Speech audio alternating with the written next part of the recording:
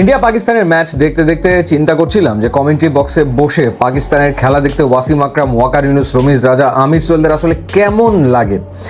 Asia কাপের আগে একটা নিউজ সামনে এসেছিল যে ইন্ডিয়া পাকিস্তান ম্যাচের টিকিট বিক্রি হয়নি, সব টিকিট শেষ হয়নি, এবং সেটা আমরা গ্রুপ পর্বেও দেখলাম যে অনেক সিট ফাঁকা, এবং সুপার ফোরের ম্যাচেও আমরা দেখলাম যে দুবাই ইন্টারন্যাশনাল স্টেডিয়ামের বহু সিট ফাঁকা। এর কারণ হচ্ছে যে গত কিছুদিনে এক পেশে ইন্ডিয়া পাকিস্তান ম্যাচ দেখতে দেখতে এখন দর্শকরা আসলে সেই আগ্রহটা পায় না যে মাঠে বসে এই ম্যাচ দেখবে।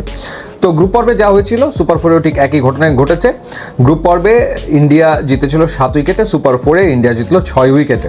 ব্যাটিংটা পাকিস্তান কিছুটা ভালো করেছে, গ্রুপ পর্বে তারা করেছিল 127 রান, সেই জায়গায় তারা সুপার ফোরে 171 রান করেছিল 5 উইকেট হারিয়ে, কিন্তু সেটা আসলে যথেষ্ট হয়নি ইন্ডিয়ার এই ব্যাটিং লাইন আপের জন্য। স্পেশালি যেদিন আসলে অভিষেক শর্মা খেলবে, মানে তখন মনে হবে যে সানরাইজার্স হায়দ্রাবাদের ব্যাটিং চলছে আর কি। মানে অভিষেক শর্মা 17 বলে 18 বলে আইপিএলে 50 করে করে অভ্যস্ত। তো ঠিক সেরকম একটা ইনিংস তিনি খেলেছেন। 39 বলে 74 রানের একটা ফ্যান্টাস্টিক নক খেলেছেন, 6টা 4 এবং 5টা ছক্কা তিনি আসলে হাঁকিয়েছেন, এবং সব রকমের শট খেলেছেন। শুভমান গিল করেছেন 28 বলে 47 রান, 8টা 4, দুজনে মিলে 105 রানের ওপেনিং জুটি করেছেন। ওখানেই তো আসলে ম্যাচ শেষ।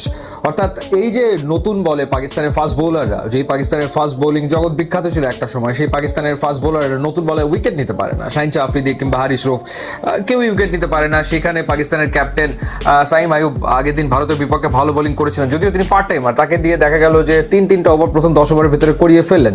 তো তাতেও আসলে কোনো লাভ হয়নি। ওই 105 রানের যে ওপেনিং পার্টনারশিপ হয়ে গেছে, ওখানেই আসলে পাকিস্তান ম্যাচ হেরে গেছে। এরপরে তিলক ভার্মা 19 বলে 30 রান করেছেন, তো তাতে করেই আসলে ম্যাচ শেষ। আর পাকিস্তানের কথা যদি বলি, ব্যাটিংয়ে সাহিবজাদা ফারহান 58 রানের একটা ইনিংস খেলেছেন। গ্রুপ পর্বেও তিনি 40 রান করেছিলেন ইন্ডিয়ার বিপক্ষে।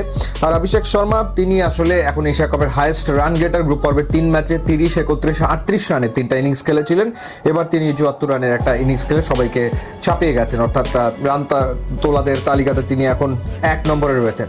অর্থাৎ কোয়ালিটিতে পাকিস্তান কোনোভাবেই আসলে পেরে উঠছে না ইন্ডিয়ার সাথে, না সেটা ব্যাটিংয়ে না সেটা বোলিংয়ে, কিছুতেই না। ইনফ্যাক্ট কখনো কখনো মনে হয়েছে যে গ্রুপ পর্বে তো ওমান এর চেয়ে ভালো ক্রিকেট খেলেছে ইন্ডিয়ার বিপক্ষে। মানে ওমান, তারা ইন্ডিয়ার 8টা উইকেট ফেলে দিয়েছিল 188 রানে, এবং যখন তারা ব্যাট করেছে তখন তারা 167 রান পর্যন্ত করেছিল। মানে ওমান তো করেছিল, হ্যাঁ সেটা গ্রুপ পর্বের গুরুত্বহীন ম্যাচ ছিল বটে, তারপরে ইন্ডিয়ার এগেনস্টে ওমান এরকম পারফরমেন্স করেছে। আর সেখানে সো কল্ড হাই ভোল্টেজ ম্যাচে পাকিস্তান আসলে কি পারফর্ম করলো।